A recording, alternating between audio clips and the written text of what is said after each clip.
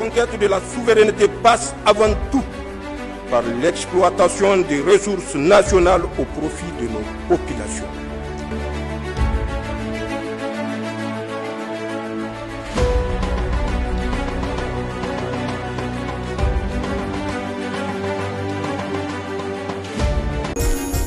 Voilà, nous débutons ce journal avec cette audience au cabinet du Premier ministre, ministre de l'Économie et des Finances. En effet, Ali Mohamed Lamine Zen s'est entretenu avec une délégation du groupe international d'action contre le blanchiment d'argent en Afrique de l'Ouest, Djaba.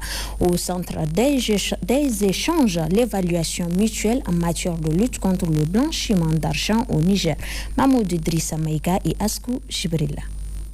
C'est une forte délégation du groupe international d'action contre le blanchiment d'argent en Afrique de l'Ouest, GIABA, qui a été reçue par le Premier ministre, ministre de l'Économie et des Finances, Ali Mohamed Lamine Zen.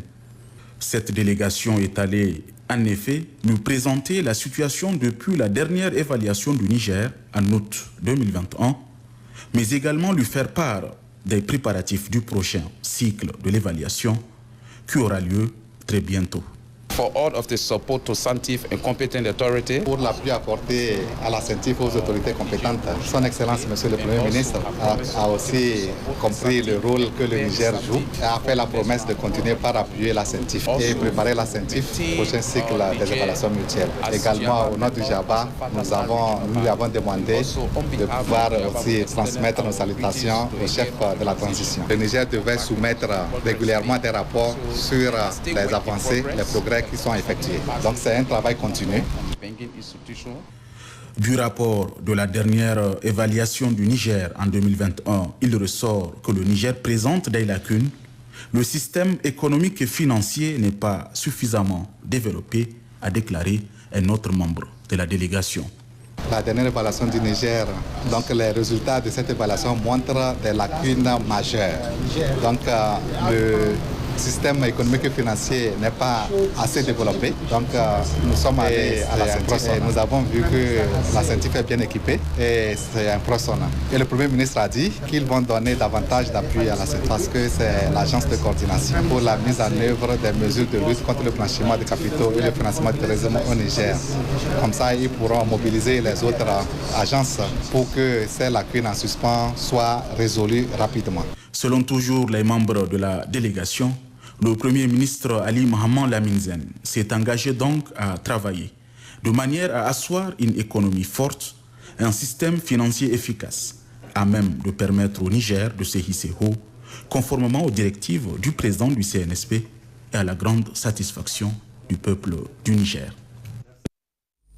Le ministre d'État, ministre de l'Intérieur, de la Sécurité publique et de l'administration du territoire, le général de brigade Mohamed Toumba, a présidé ce matin à Dosso la cérémonie d'ouverture des travaux d'un séminaire sur la mobilisation et la gestion transparente des ressources en termes de collectivité territoriale. Une cérémonie couplée à l'Assemblée générale extraordinaire de l'Association des municipalités du Niger et l'atelier de formation des administrateurs délégués sur le processus de financement de l'ANFICT. Ali Hashimou et Habibou Bakou.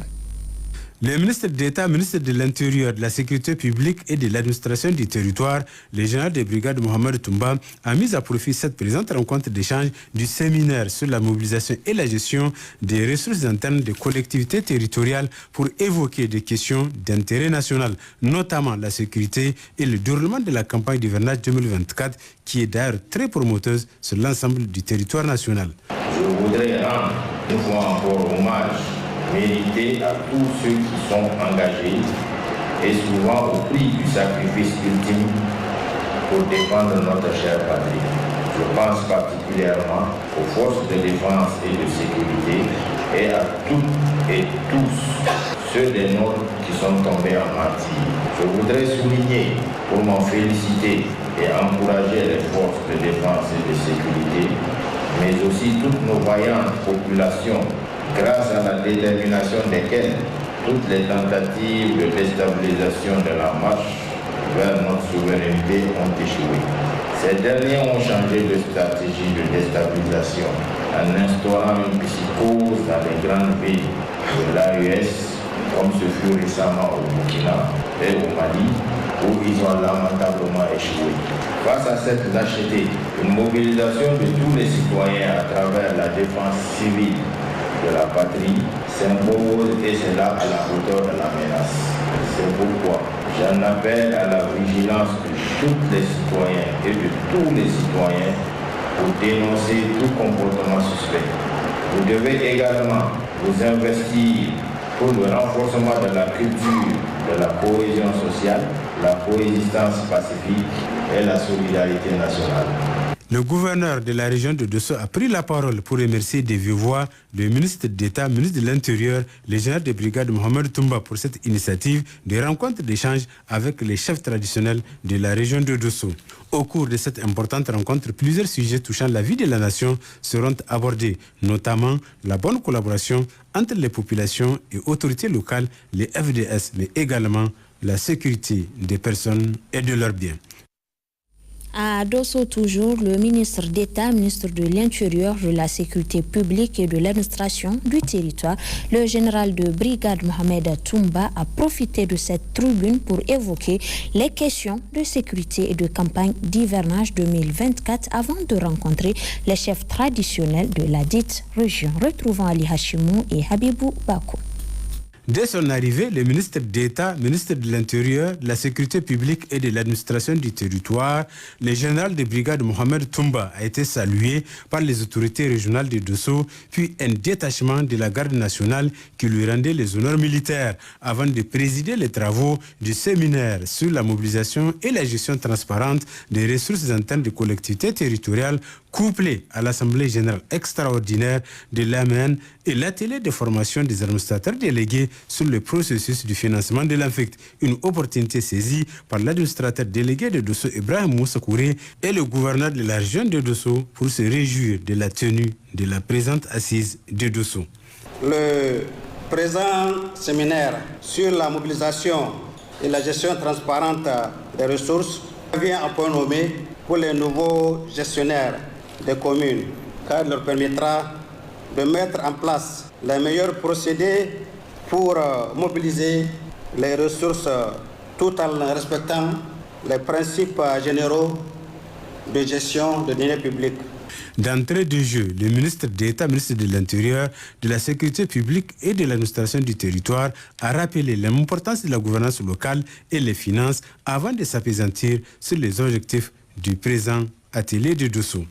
En ce moment historique de la marche de notre pays vers la refondation, la question de la gouvernance locale constitue incontestablement l'un des principaux leviers de l'administration territoriale du Niger, comme en témoignent les orientations stratégiques à nous confiées par son Excellence le général de brigade Abdelrahman Tiani, président du Conseil national pour la sauvegarde de la patrie, chef de l'État. Comme vous le savez, la population attend beaucoup et légitimement du processus de refondation en cours dans notre pays. Une refondation tirée par un changement de paradigme basé sur la souveraineté de notre pays. C'est pourquoi les présentes assises ont pour objectif, entre autres, de poser un diagnostic profond du mécanisme de mobilisation des ressources internes dans vos communes, de développer des stratégies innovantes de mobilisation de ressources qui tiennent compte de nos réalités socio-économiques, comprendre les mécanismes de reddition des comptes en vue d'améliorer la culture et la rigueur et de l'efficacité dans la gestion des finances locales. Enfin, assurer une gestion orthodoxe du foncier. Rappelons au passage que ces travaux de Dosso se déroulent en présence du secrétaire général du ministère de l'Intérieur, de la Sécurité publique et de l'administration du territoire, des membres du Conseil national pour la sauvegarde de la patrie, des cadres centraux, des partenaires techniques et financiers, ainsi que de tous les administrateurs délégués des communes du Niger. Une photo des familles a sanctionné la fin de cette présente cérémonie. L'entretien exclusif de Télé Sahel reçoit ce soir Dr Munkaila Aïchatou Saini, la première femme titulaire d'un doctorat unique en philosophie. Au cours de cet entretien, Dr Munkaila Aïchatou Saini a salué l'avènement du CNSP et les orientations prises par le président du Conseil national pour la sauvegarde de la patrie, chef de l'État, le général de brigade Abdraman Tchani, dans l'affirmation de la souveraineté nationale de notre pays. Rendez-vous donc en partie magazine de ce journal. Le ministère de la Jeunesse, de la Culture, des Arts et des Sports a initié une session de formation des membres des bureaux exécutifs des fédérations sportives. Cette formation, qui a été présidée par le colonel-major Abdraman Amadou, s'articule autour du bénévolat associatif et la gestion administrative et financière. Pascal Sessou-Gauthier et Ousmane Sani Abdou. Les responsables ou représentants des différentes structures sportives ont pris part ce 7 octobre 2024 à cette formation basée sur la gestion administrative, financière et humaine de leurs différentes structures. Initiative du ministère en charge des sports qui a pour objectif d'outiller ces derniers à avoir une connaissance approfondie sur ces différentes questions combien importantes. J'apprécie positivement cette démarche car de plus en plus nous constatons ensemble la nécessité de doter nos dirigeants et sportifs d'outils nécessaires à l'accomplissement de leurs missions, parmi lesquels la maîtrise du concept du bénévolat. Quelque temps après l'euphorie de l'Assemblée générale élective, des démissions en cascade ou tout simplement des revendications souvent d'ordre financier qui sont pour la plupart des temps les conséquences de la mauvaise compréhension du bénévolat. Le bénévolat, loin d'être simplement une activité occasionnelle, représente un engagement désintéressé envers autrui, contribuant ainsi à renforcer le lien social et à créer une communauté plus solidaire. Vous comprenez donc aisément notre tâche à cette formation à l'issue de laquelle j'attends que l'environnement, notamment juridique, dans lequel évoluent les associations et les bénévoles chargés de l'animer et de la diriger soit clairement expliqué. L'initiative a été bien appréciée par le COSNI qui a trouvé opportun cette idée ingénieuse. Je vous félicite, Excellence, ainsi que tout le staff du ministère que vous dirigez. Et je voudrais vous dire, ma demande personnelle, c'est que ça ne s'arrête pas là. Qu'une fois soit coutume et que au sein de la maison des sportifs qui est située au sein du comité olympique, nous puissions un jour aussi vous recevoir dans ce même cadre. Parce que en rencontrant aujourd'hui le mouvement sportif, vous faites d'une pierre plusieurs coups. Vous n'avez pas plus besoin de les voir individuellement. Vous les voyez ensemble, ils ont les mêmes problèmes apparemment. Ils vont les poser. Un problème posé est un problème résolu, Excellence. La maîtrise de notions juridiques, comptables, sociales, de gestion des ressources humaines, ainsi que les informations relatives à la gestion des projets sont plus qu'indispensables pour toutes les structures qui aspirent à une évolution parfaite. Éliminatoire CAN Maroc 2025, le MENA national se trouve depuis hier dimanche à Casablanca au Maroc. Dans la capitale économique marocaine, les poulains du sélectionneur national Badou Zaki effectueront un stage de 3 jours, le temps de faire la jonction avec les joueurs expatriés puis rallier Luanda, la capitale angolaise, demain mardi en début de soirée où dans une double confrontation, le MENA national jouera avec les Palancas Negras d'Angola le 11 octobre à Luanda à partir de 19h GMT, 20h heure de Niamey, avant de les retrouver 4 jours plus tard, c'est-à-dire le 15 octobre à partir de 16h, cette fois-ci à Casablanca pour la manche retour de ces éliminatoires de la CAN Maroc 2025. La ministre de l'Éducation nationale, de l'alphabétisation, de l'enseignement professionnel et de la promotion des langues nationales s'est rendue ce matin au niveau de l'ONG Bondura. Cette visite est relative au lancement de la formation de 40 jeunes en maroquinerie et en poterie. La formation qui est destinée à 20 talibés et 20 orphelins se déroulera du 10 octobre 2024 au 10 janvier 2025. Une formation donc de 3 mois, n'est-ce pas, Rahma Ousmane Tina? 3 mois, telle sera la durée de cette formation initiée par l'ONG Bondura et financée par le CNSP au profit des jeunes talibés et orphelins en maroquinerie et botterie. À travers cette formation, les autorités entendent lutter contre la mendicité, notamment qui a pris une ampleur inquiétante ces derniers temps. Nous sommes venus voir ce que ces jeunes font. Ils donnent aux enfants issus des milieux défavorisés, des orphelins et même des talibés, ils leur donnent la possibilité d'apprendre un métier pour pouvoir se prendre en charge et même aider les autres. Vous voyez ce qu'ils font, de très très belles choses, de très beaux articles accessibles, abordables à toutes les couches sociales. Ce sont des produits que l'on peut amener partout et que l'on peut retrouver partout et qui méritent, donc ces jeunes méritent d'être encouragés. Nous sommes venus examiner les possibilités d'une collaboration de cette ONG, de ce qu'ils font avec donc, le ministère de l'Éducation nationale, de l'enseignement professionnel, de la promotion de langue nationale. Ces jeunes ont suivi la formation et à l'issue de la formation, ils ont tous reçu des kits. Ce projet, faudrait-il le rappeler, a aussi bénéficié de l'accompagnement du CNSP. Cette contribution du CNSP à la mise en œuvre de ce projet démontre la volonté de plus haute autorité du Niger à soutenir l'enseignement professionnel dans le cadre de la lutte contre le chômage ou les deux œuvrements.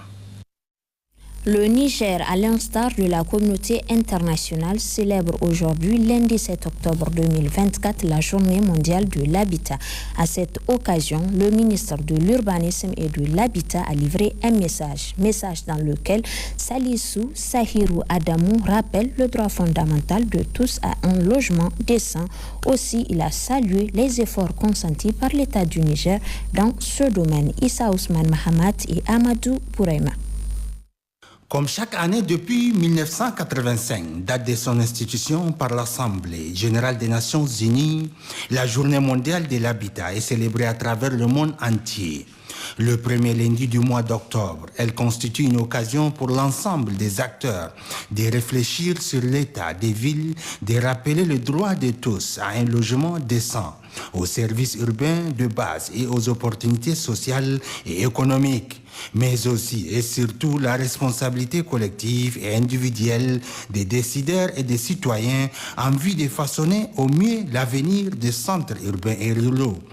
Dans le message qu'il a livré à cette occasion, le ministre de l'Urbanisme et de l'Habitat, Salissou Sahirou Adamou, a souligné les efforts du Conseil national pour la sauvegarde de la patrie et du gouvernement pour garantir des logements décents aux populations.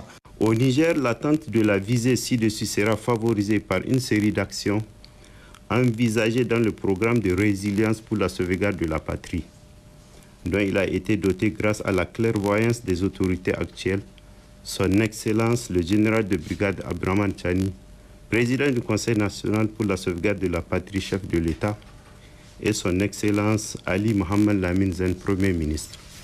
Au rang de ces actions figurent en amont de l'axe 4, amélioration de la participation citoyenne et de l'inclusion sociale, dont l'effet global attendu est le citoyen nigérien est responsable de son développement.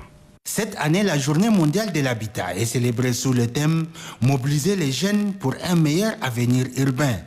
Ce thème est évocateur du rôle que joue ou doit jouer la jeunesse. À travers cette édition, aux jeunes de prendre les choses en main et d'agir, attendu qu'ils représentent la force motrice du développement urbain durable et que leur leadership est essentiel pour relever les défis d'aujourd'hui. En somme, la visée est de donner aux jeunes les moyens de prendre l'initiative de façonner leur présent et leur avenir urbain grâce à des processus participatifs et un leadership local.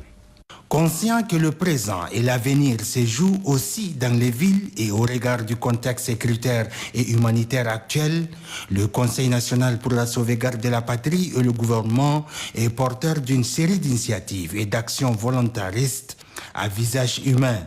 de construction et de renforcement des villes en termes de logement et de cadres de vie. L'élaboration d'outils de planification urbaine, dont 4 schémas directeurs d'aménagement et d'urbanisme SDO et 13 plans urbains de référence réalisés, 5 SDO et l'élaboration en instance de 13 purs et 9 croquis directeurs d'urbanisme. Les actions de renforcement du financement du développement urbain, de l'habitat et de l'immobilier. Salissou Sahirou Adamou a enfin invité tous les autres acteurs à conjuguer leurs efforts pour créer les conditions nécessaires à la réussite des politiques et stratégies en perspective pour développer nos villes, gage d'un avenir meilleur pour tous. Le directeur général de l'autorité de régulation des communications électroniques et de la poste, ARCEP, poursuit sa série de visites au niveau des opérateurs de télécommunications. Ce jour, le colonel-major Cheibou Idrissa était à Liptin-Fort Niger, Global Data Service et la nigérienne du net et des technologies Nintec. 3 des 7 fournisseurs d'accès à Internet implantés à Niamey s'enquérir du fonctionnement de ces sociétés en vue de l'amélioration de la qualité de leurs services, notamment l'Internet, tel est le but visé. Gérard Abdelaziz et Ousmane Konati. Après les opérateurs de téléphonie mobile la semaine dernière, c'est au tour des fournisseurs d'accès Internet, FAI, de recevoir la visite du directeur général de l'autorité de régulation des communications électroniques et de la poste, ARCEP, cette semaine. Ce lundi 7 octobre 2024, le colonel-major Cheibou Idrissa s'est d'abord rendu à Liptin-Fort Niger, société spécialisée dans la fourniture d'accès et de services Internet haut débit pour les professionnels au Niger depuis 15 ans. Comme de coutume, après l'accueil qui lui a été réservé par la directrice générale adjointe, Madame Rabiarou, les deux parties ont eu une séance de travail au cours de laquelle les difficultés rencontrées par cette société ont été exposées aux visiteurs dans le but de trouver les voies et moyens pour l'amélioration de la qualité du service Internet.